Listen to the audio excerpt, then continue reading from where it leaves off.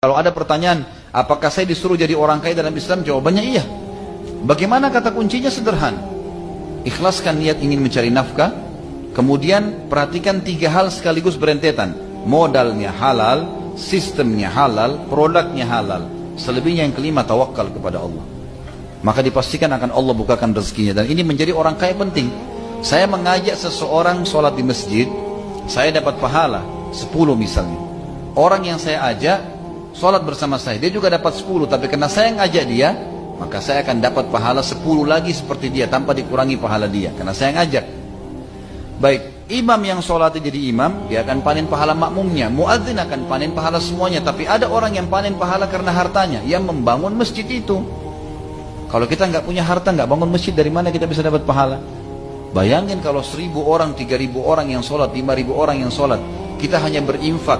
Dan ingat teman-teman, berinfak ke masjid ini walaupun bukan kita bangun semua, kembali kepada hadis Nabi SAW yang sahih berbunyi, siapa yang membangun rumah Allah di muka bumi sebesar cakaran kaki burung, atau dalam riwayat lain dikatakan seperti sarang burung, kita sumbang 1000 rupiah, 5000 rupiah, semampu kita, gitu kan? Maka akan dibangunkan baginya istana di surga. Artinya kita punya andil di pahala itu. Ini penting sekali untuk dilakukan.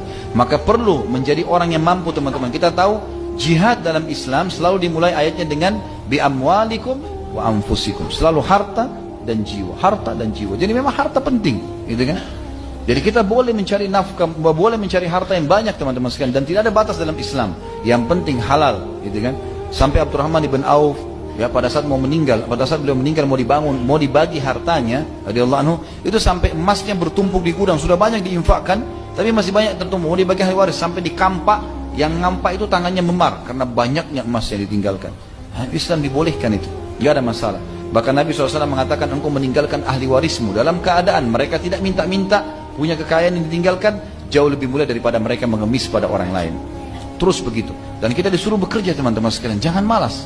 Kata Nabi SAW dalam hadis Bukhari, seseorang di antara kalian mengambil potongan-potongan tali, lalu kemudian dia ke hutan, dia kumpul ranting-ranting kering, lalu diikat, dipikul di pundaknya, kemudian dia menjualnya di pasar, jauh lebih mulia daripada dia minta-minta kepada orang lain. Kita disuruh berusaha, bekerja, terus ikhtiar, gitu kan? Dan ini dibolehkan. Dan